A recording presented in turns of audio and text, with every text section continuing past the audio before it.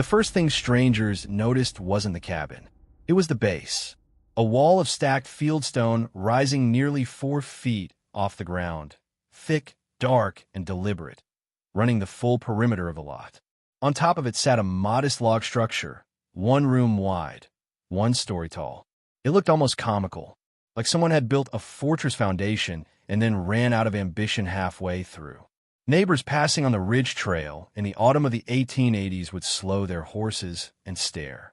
One local oral account describes a merchant from the nearest trading post shaking his head and saying it was the most wasteful thing he'd ever seen a man do with good stone. Others reportedly called it vanity. A few called it something worse. The man who built it said almost nothing in response. He just kept laying stone. By the time the first serious cold front swept down from the north, temperatures dropping below zero for 11 consecutive nights, wind cutting through the valley like iron, something strange happened inside that cabin. Something the neighbors couldn't explain and wouldn't forget. The fire went out near midnight.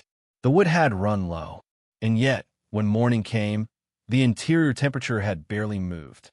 Not because of luck, not because of the logs, not because of anything anyone could see from the outside. The secret was underneath, hidden in plain sight, buried in 4 feet of stacked stone that most people had already written off as a fool's excess. This is the story of what he understood, and what almost everyone else missed entirely. If you've ever wondered how people survived brutal winters with nothing but fire, instinct, and stone, stay with us. This one goes deep. Hit subscribe and drop a comment telling us where you're watching from. We want to know how cold it gets where you are. There are winters that test a region, and then there are winters that define it. The freeze that swept across the northern frontier settlements in the early 1880s was the kind that old-timers would still be talking about decades later. Not with nostalgia, but with a quiet, almost reverent dread. Oral accounts collected from communities along the upper valley describe a cold front that arrived without warning in late November, dropping temperatures from a manageable 28 degrees Fahrenheit to below minus 15 degrees Fahrenheit in less than 36 hours.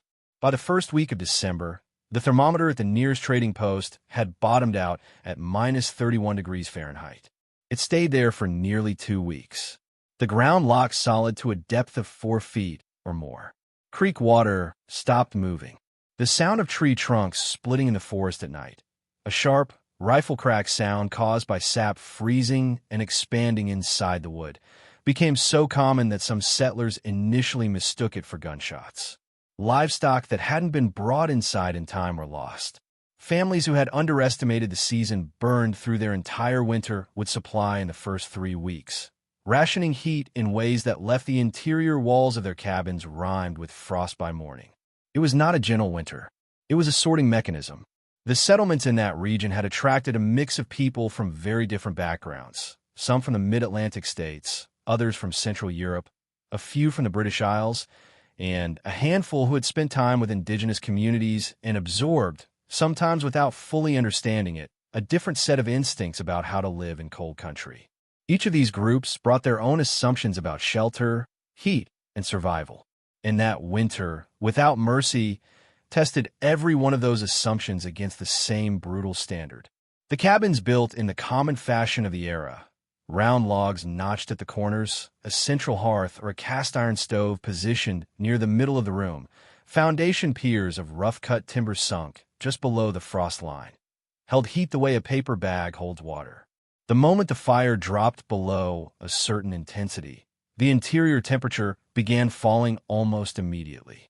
By 3 a.m., when the fire had burned down to coals, families were waking up to temperatures inside their own homes that hovered near 20 degrees Fahrenheit. Some accounts describe condensation on the interior log walls freezing solid overnight. Wood consumption during that period was staggering.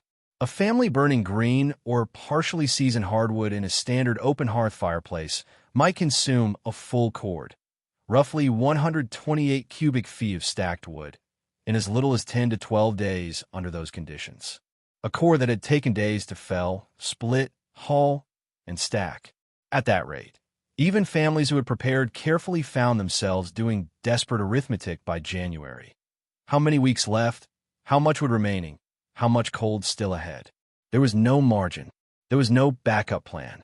The heat either stayed in the structure or the family suffered the consequences.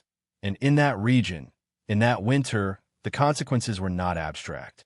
Against that backdrop, that specific, documented, almost impossible pressure, the stone foundation cabin stood quiet on its ridge.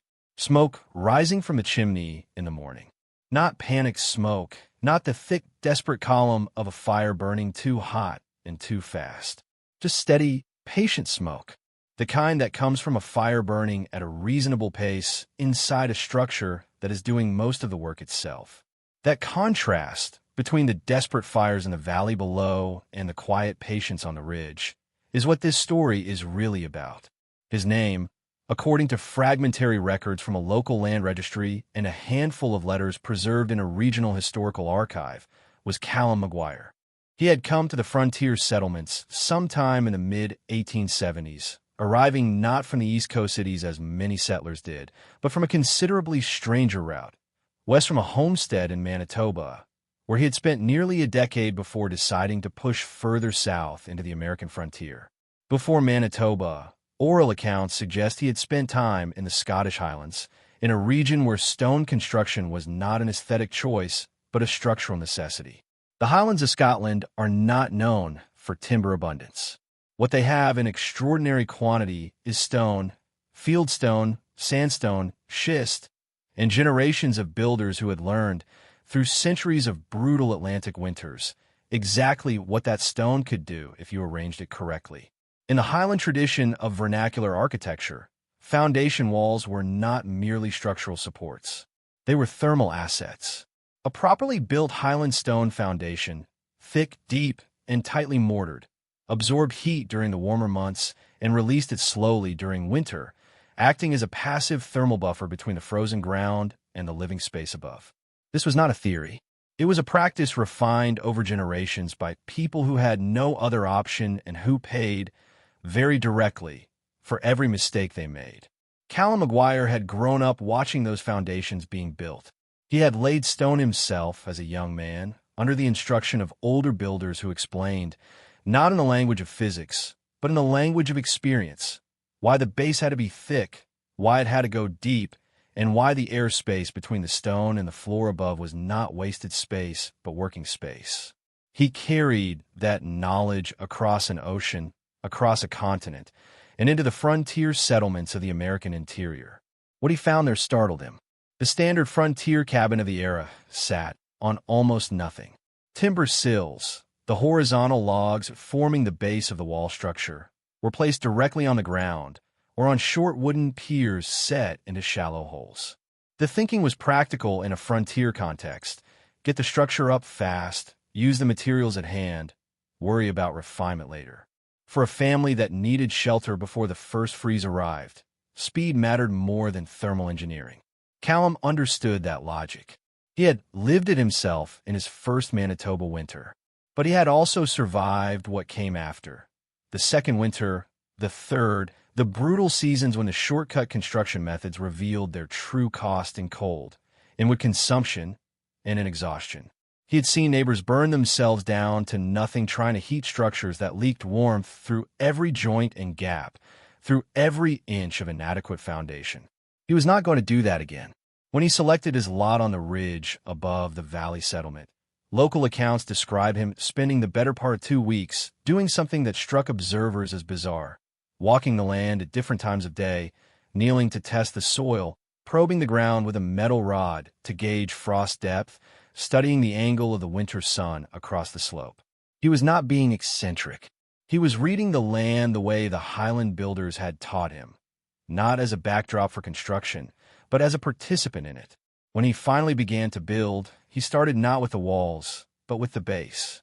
And he built it in a way that would make people laugh, right up until the winter that made them stop. To understand what Callum did differently, you first have to understand what was considered normal.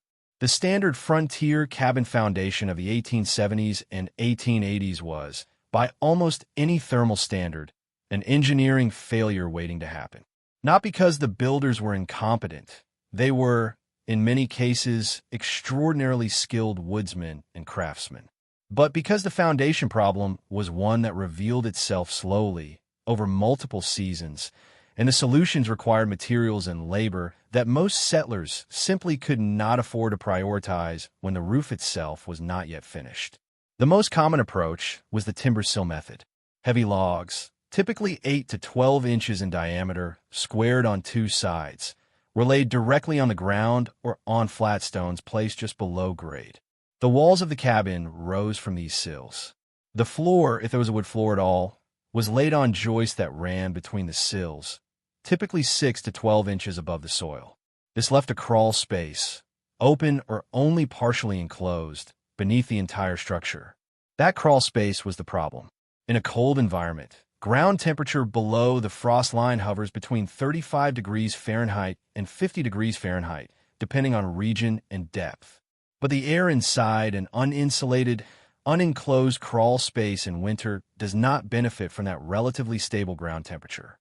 Instead, outdoor air, which might be minus 20 degrees Fahrenheit or colder, circulates freely through the gaps in the sill logs and the open perimeter of the foundation. The floor joists, the subfloor boards, and the air layer directly beneath the living space are all exposed to that outdoor air temperature. The result was a floor that functioned thermally almost like an outdoor surface. Families living in standard frontier cabins during hard winters routinely reported that the floor was the coldest surface in the room, sometimes significantly colder than the walls, because at least the walls had log mass to slow the heat transfer. Small children and animals were kept away from the floor during the worst cold. Some families resorted to layering buffalo robes and canvas on the boards just to make the surface survivable. The stove, or fireplace, in these cabins was fighting two battles simultaneously. The first was the obvious one, heating the air in the room. The second, invisible and relentless, was compensating for the heat constantly being drawn downward through the floor and outward through the foundation gaps.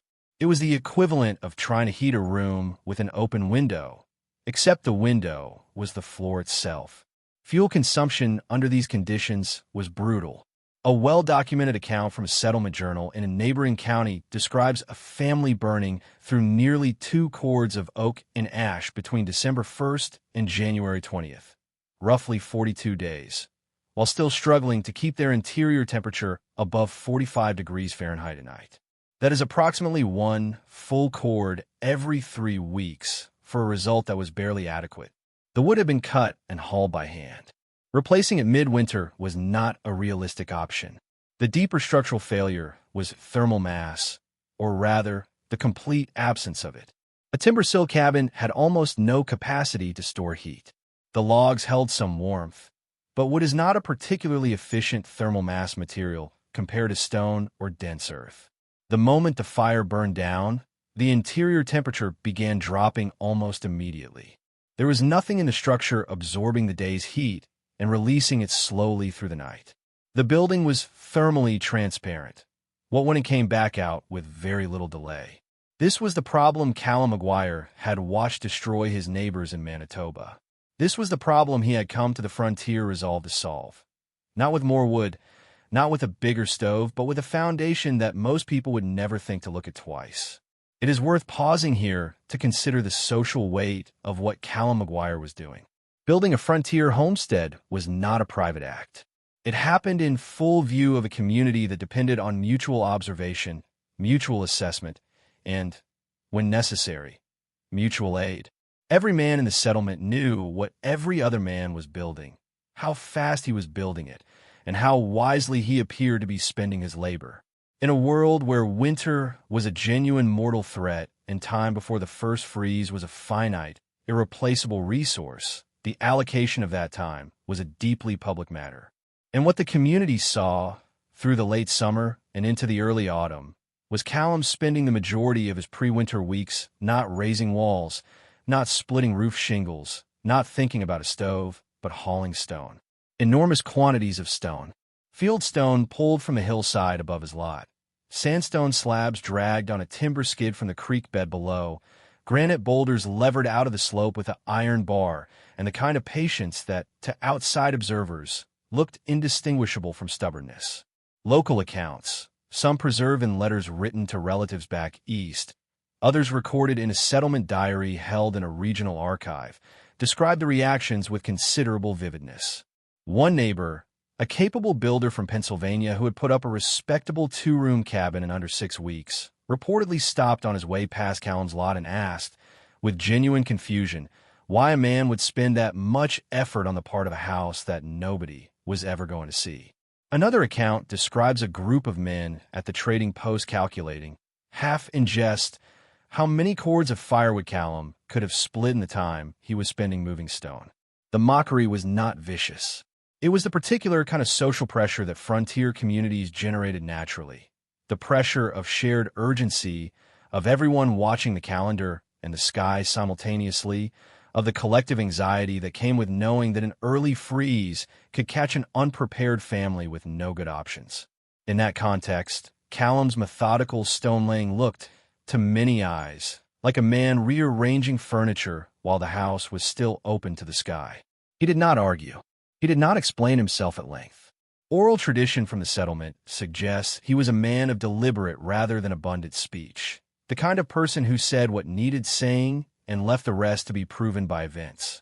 When pressed by a particularly persistent neighbor who wanted to know why the foundation had to be that thick, 20 inches of solid stone on each side, nearly double what any other structure in the valley used, Callum reportedly said something to the effect that the stone was going to do half the work of heating the cabin, and that it couldn't do that work if there wasn't enough of it. The neighbor walked away, shaking his head. The phrase, "enough of it," apparently struck him as the answer of a man who had convinced himself of something that nobody else could see. But Callum knew something the neighbor didn't. He knew it not from books or from theory, but from 2 decades of embodied knowledge accumulated in some of the coldest, most unforgiving stone-building country in the world. He knew what happened to a structure with real thermal mass when a brutal winter arrived and the fire burned low. He had felt it himself, that remarkable, almost uncanny warmth that lingered in a properly built stone room long after the fire had gone quiet. Not the residual warmth of embers, but the deeper, slower warmth of stone releasing what it had absorbed over hours and days. He kept going. The walls of the base rose steadily through September and into October, 18, 20, 22 inches thick at the base courses, tapering slightly as they climbed. The neighbors kept walking past. The calendar kept turning. And somewhere to the north, without anyone in the valley knowing it yet, the winter that would settle every argument was already forming. To understand what Callum McGuire built, you need to understand a concept that the frontier settlers of the 1880s did not have a name for, but that every experienced stone builder understood in their bones. Thermal mass. The term refers to the capacity of a material to absorb heat, store it, and release it slowly over time. It is the physical reason a stone wall feels warm hours after the sun has moved away from it. It is the reason a brick fireplace around is still radiating heat into a room at midnight, even though the last log burned down at 9 o'clock. It is not magic. It is physics, specifically the relationship between a material's density, its specific heat capacity, and the rate at which it conducts and releases thermal energy. Different materials have very different thermal mass properties. Air, for example, has almost none.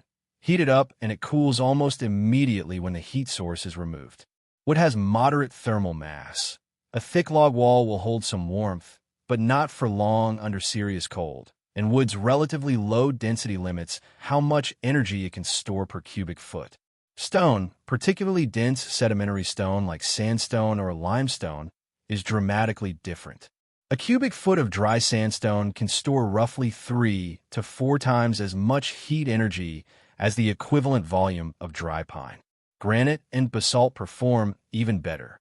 This is the principle Callum was working with. But thermal mass alone is not the whole story. The geometry matters enormously, specifically where the mass is placed in relation to the heat source and the living space. In most frontier cabins of the era, even those with stone fireplaces or stone hearths, the mass was concentrated in a single structure at one end of the room. The stove or fireplace absorbed heat from the fire and radiated it into the surrounding air, which then had to circulate through the entire room and somehow keep it warm until morning. The floor, usually the coldest surface, received almost no benefit from the fireplace mass because the radiant heat traveled outward into the air, not downward into the structure. What Callum built was fundamentally different in concept. His stone foundation was not just a structural base for the walls. It was a continuous thermal envelope, a three-dimensional battery of dense stone that surrounded the entire perimeter of the living space and extended from below grade all the way up to the bottom of the log walls. This meant that heat generated inside the cabin, from the stove, from cooking, from the bodies of the occupants, even from sunlight entering through the south-facing window, was being absorbed not just by the stove mass, but by the walls of the base on every side. Consider the geometry. The foundation walls Callum built were approximately 20 inches thick at their widest point and rose roughly 44 inches above grade. Nearly 4 feet of solid stone running the full perimeter of the cabin. The volume of stone in those walls, by a conservative estimate, was somewhere in the range of 8,000 to 10,000 pounds of dense fieldstone and sandstone. That is a thermal reservoir of considerable magnitude. Local sandstone of the type available in that region has a specific heat capacity of approximately 0.19 BTU per pound per degree Fahrenheit. At 9,000 pounds of stone, that foundation could store and release enough thermal energy to make a measurable, sustained difference in interior temperature. Not for minutes, but for hours. Between 6 and 10 hours of meaningful radiant heat release after the fire had burned to coals, under the conditions of that region's winter, is a plausible and conservative estimate.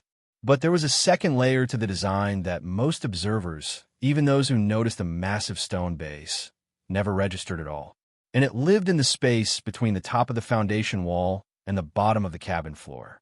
The construction of the foundation itself was the most physically demanding phase of the entire project, and the most precisely considered. Callum began in August, which in that region of the frontier gave him roughly 10 to 12 weeks before the ground would begin to harden and the serious cold would close in. He started by digging, not shallow trenching, but a full perimeter excavation to a depth of approximately 36 inches below grade, well past the local frost line, which in that region typically reached between 24 and 30 inches in a severe winter. The trench was roughly 24 inches wide, with vertical walls cut as cleanly as the rocky soil allowed. Into that trench went the first course of stone, large, flat-bottomed fieldstone pieces selected for their density and stability, dry-laid in the initial courses with careful attention to level and overlap. Above the first 2 or 3 courses, once the foundation had risen above the frost penetration zone, Callum switched to a lime-based mortar mixed on site from locally burned limestone. This was not unusual for the period. What was unusual was the ratio he used, which oral accounts describe as substantially richer in lime than the standard frontier mortar, producing a joint that was harder and less porous than typical construction of the era. Porous mortar joints are one of the primary pathways for cold air infiltration in stone foundations. Callum was eliminating that pathway with deliberate intent. The selection of stone was not random.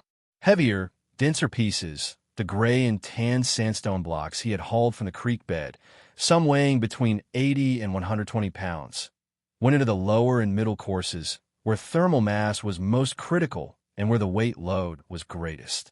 Lighter, more irregular fieldstone filled the upper courses and the interior facing. The exterior face of the wall was kept as tight and vertical as possible. The interior face was left with a slight roughness that, as it turned out, increased the surface area available for radiant heat emission into the enclosed space below the floor.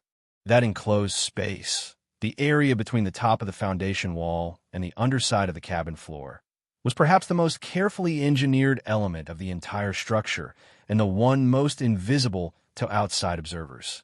In a standard frontier cabin, the crawl space beneath the floor was a liability. In Callum's design, it was a thermal asset. The foundation walls rose to a uniform height of approximately 44 inches above exterior grade. At that height, the top course of stone was carefully leveled to receive the cabin's sill logs. the first horizontal timbers of the wall structure. Between the top of the stone and the underside of the floorboards, there was an enclosed airspace of roughly 18 to 24 inches. This space was intentionally sealed, rather than leaving gaps in the foundation perimeter, as most builders did to allow ventilation of the crawl space. Callum mortared the lower courses tight and packed the exterior base of the foundation with a berm of compacted earth and clay, running roughly 18 inches up the outer face of the stone. This earth berm served two functions simultaneously. First, it dramatically reduced cold air infiltration into the crawl space by eliminating the gap between the frozen ground surface and the foundation base. Second, it added a supplementary layer of insulating mass along the most vulnerable thermal zone, the transition point between the frozen ground and the structure above it. The airspace itself was not left open to the interior of the cabin. A tight plank subfloor was laid across the joists with minimal gaps, and the joist bays were packed with dried moss and ash, two materials readily available on the frontier, both of which provided meaningful resistance to heat flow. The result was a floor assembly that, instead of functioning as a cold sieve as standard construction did, acted as a modestly insulated surface backed by a sealed air cushion backed by 44 inches of stone thermal mass on all four sides. In winter, as the stove heated the cabin interior, the stone walls of the foundation absorbed that heat through both the sill logs and the interior airspace. The packed earth on the exterior face of the foundation held the ground side temperature more stable than bare exposed stone would have. And as the fire burned low through the night, the stone, having spent the day and evening accumulating thermal energy, began its slow, patient release back into the enclosed space below the floor and upward into the living area through the plank surface above. It was not dramatic. It was not visible. It was not the kind of thing a passerby would understand by looking at it from the trail, but worked.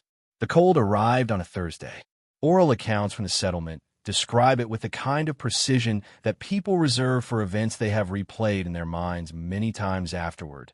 The exact direction of the wind, the particular quality of the sky the evening before, the way the temperature dropped not gradually, but in a series of sharp steps, each one lower than the last, as if the season were descending a staircase in the dark.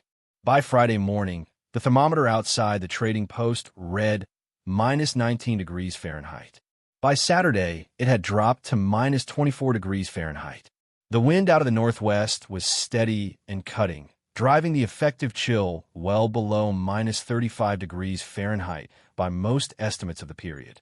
The creek at the bottom of the valley, which had still been running in its center channel a week earlier, was locked bank to bank. The sky was the particular clear, hard blue that experienced cold country people recognize immediately. No clouds, no moisture, no insulation between the earth and the emptiness of the upper atmosphere. A sky that radiates heat away from the ground like an open drain. In the valley cabins, the fires went to their maximum intensity and stayed there. Families burned wood through the night in shifts, one person keeping the stove loaded while the others slept in rotation, because letting the fire drop below a certain point in a poorly insulated structure during a cold snap of that severity meant losing interior temperature faster than it could be recovered.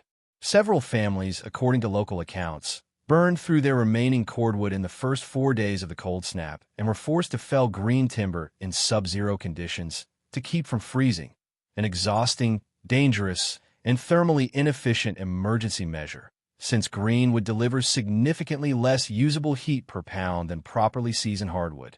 In at least 2 documented cases from neighboring homesteads, families abandoned their cabins entirely during the worst nights and sought shelter with neighbors who had larger stoves and more wood. The social architecture of the settlement, the way families kept track of each other, the informal mutual aid that frontier communities depended on, was fully activated by that week. People were checking on each other daily. The mood in the valley, by all accounts, was one of concentrated, quiet urgency. On the ridge, Callum McGuire burned wood at a pace that his neighbors, when they compared notes afterward, found difficult to explain. A settlement record from the period, a careful log kept by a neighbor who traded goods and services with several families in the area, notes that Callum's wood consumption during the worst 2 weeks of the freeze was approximately half that of comparable households in the valley. A family in a standard single-room timber sill cabin of similar floor area, burning continuously through that period, might consume between 1 and 1.5 cords over 14 days. Callum's structure, by the same neighbor's accounting, used roughly half a cord in the same period, and maintained interior temperatures that, by the accounts of the 2 people who visited the cabin during the freeze, were noticeably warmer than anything the valley cabins achieved on their best days. The fire went out one night, the 12th night of the cold snap, when temperatures outside reached minus 27 degrees Fahrenheit. Not intentionally. Callum had simply misjudged the burn time of the last load of wood and fallen asleep before reloading. He woke sometime before dawn to a cabin that was dark and still. The stove was cold to the touch. By his own account, preserved in a letter written to a relative the following spring, the interior temperature when he woke was somewhere around 38 degrees Fahrenheit to 42 degrees Fahrenheit. Uncomfortable, certainly, but not dangerous. Not the 18 degrees Fahrenheit or 20 degrees Fahrenheit that families in the valley were experiencing inside their own cabins with fires burning continuously. The stone had held 8 to 10 hours after the last fire, with minus 27 degrees Fahrenheit pressing against the exterior of the structure. The foundation had still not surrendered its stored warmth entirely. He rebuilt the fire, ate breakfast, and went outside to split more wood. His neighbors, that same morning, were still in their beds, fully dressed, under every blanket they owned, waiting for daylight. Walk into a hardware store today and ask for help insulating a foundation, and you will be handed a product catalog full of closed-cell spray foam, rigid polystyrene board, and fiberglass bat insulation, each rated by its R value, each promising to slow the transfer of heat through a wall assembly. These are real, effective materials, and there is nothing wrong with them in isolation. But something fundamental shifted in the way foundations were conceived during the 20th century, and that shift, driven by economics, by the standardization of concrete construction, and by the availability of cheap fossil fuel heating, quietly discarded an engineering principle that Callum McGuire and thousands of builders like him had understood by instinct and hard experience. Modern residential construction in cold climates typically uses a poured concrete foundation, a continuous wall of reinforced concrete, 8 to 10 inches thick, rising from a concrete footing below the frost line to the sill plate above grade. This foundation is then insulated on its interior or exterior face with rigid foam board or spray foam, sealed against moisture, and considered complete. The structural system works. The homes built on it are habitable and, in most cases, adequately warm. But concrete, despite its density, is a poor thermal mass material compared to the stone assemblies used in vernacular construction. Its specific heat capacity is roughly similar to dense stone, but modern concrete foundations are thin, 8 to 10 inches versus the 18 to 22 inches of Callum's fieldstone walls, and they are typically insulated in a way that deliberately prevents them from absorbing heat from the interior. The insulation board on the interior face of a modern concrete foundation wall creates a thermal barrier between the living space and the concrete. This is intentional. The goal of modern insulation design is to prevent heat loss, not to store heat in the mass of the wall. The consequence is a foundation system that is thermally passive in a different and less useful sense. It does not lose heat as rapidly as a bare concrete wall would, but it also does not store heat and return it slowly through the night. It is a wall that does very little thermal work in either direction, a neutral element rather than an active participant in the building's energy system. Compare that to a well-built stone foundation of the type Callum constructed, where the mass is positioned on the interior side of any insulating layer, meaning it is in direct thermal contact with the heated air of the living space. Heat flows into the stone during the day. Heat flows back out of the stone through the night. The foundation is doing continuous thermal work, functioning as a buffer between the fluctuating heat output of the stove and the stable, comfortable temperature the occupants need over a 24-hour cycle. This is not an argument against modern construction methods. It is a recognition that those methods optimize for different conditions. When heating fuel is cheap and reliable, Storing heat in your walls is less important than minimizing heat loss. When heating fuel is scarce, expensive, or uncertain, as it was on the frontier, and as it increasingly is in regions subject to supply disruption, power outages, or off-grid living, the thermal mass approach becomes not just elegant, but strategically superior. There's a growing movement among off-grid builders, passive house designers, and vernacular architecture researchers who are rediscovering exactly this principle.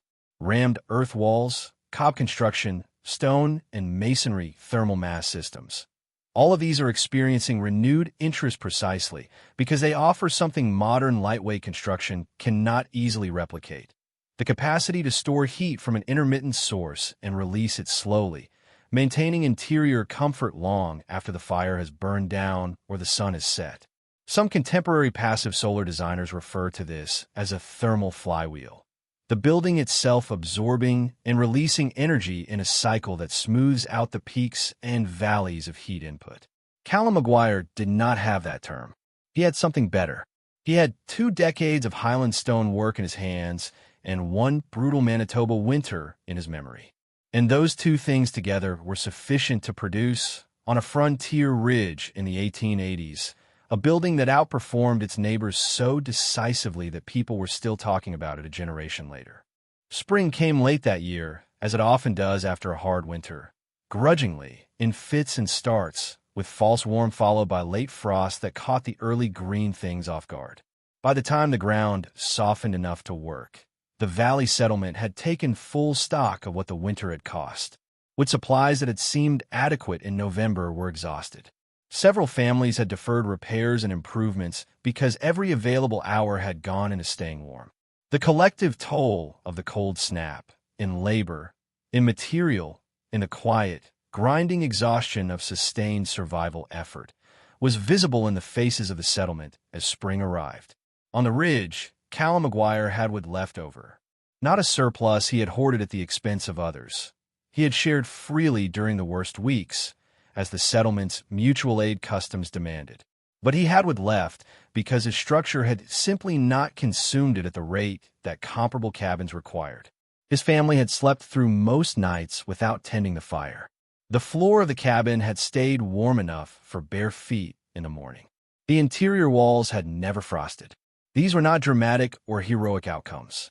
They were the quiet, compounding benefits of a building that had been asked to do its fair share of the thermal work. The neighbor who had once shaken his head at the wasted stone came to visit in March, while the snowpack was still deep, but the worst was clearly over. Oral tradition from the settlement records the conversation as brief and to the point. The neighbor stood inside the cabin, felt the warmth of the floor through his boot soles, and asked Callum to explain what he had done and why it worked. Callum, according to the account, showed him the foundation walls, explained the concept of stored heat in plain terms, that stone takes heat in slowly and gives it back slowly, and that the goal was to have enough stone close enough to the living space that this exchange could happen continuously through the night, and then offer to help the neighbor rebuild his own foundation the following summer. The neighbor accepted. Within 2 seasons, several families in the valley settlement had incorporated heavier stone bases into their rebuilt or expanded cabins. The modifications were rarely as extensive as Callum's original construction. Frontier labor and material constraints meant that most people worked with what they had and could afford. But the principle had transferred. Thicker base courses, tighter mortar joints, earth berms against the exterior face, moss and ash packed between the floor joists. Incremental improvements, each one small in isolation, collectively significant over a winter. The cabin Callum built stood for several decades. Local records note it was still in use as late as the early 1920s, when the family that had come to occupy it finally modernized with a cast-iron range and a new chimney. By that point, the stone foundation, 40 years old, set without power tools or engineer drawings, built by one man with an iron bar, a timber skid, and a knowledge system inherited from another continent, was still structurally sound. The mortar joints had required repointing in a few places after the first decade, but the stone itself had not moved. The berm of compacted earth against the exterior face had settled and consolidated into something closer to a permanent landform than a temporary addition. What endures from this story is not the specific structure, which is, in all likelihood, long gone. What endures is the principle. The idea that a building's foundation is not merely a structural obligation to be completed as quickly as possible before the real work of framing and roofing begins, but a thermal opportunity, perhaps the most significant thermal opportunity in the entire building envelope, precisely because it sits at the boundary between the frozen earth and the living space, between the cold that wants in and the warmth that must stay. Every building loses heat through its weakest thermal boundary. For most frontier cabins of the 1880s, that boundary was the floor. Callum McGuire understood, from his Highland training and his Manitoba winters, that the solution to a cold floor was not a thicker rug. It was a foundation that worked. The stone was not excess. The stone was not vanity. The stone was the building doing its job, storing what the fire gave it, and giving it back, slowly and steadily, through the long dark hours when no one was awake to feed the flames. That is the lesson beneath your feet. It always has been. This content is presented for educational and historical purposes only. Construction techniques described in this video reflect vernacular practices of the 19th century frontier period. They do not substitute for current engineering standards, local building codes, or professional structural and thermal design guidance. Always consult qualified professionals before undertaking any construction project.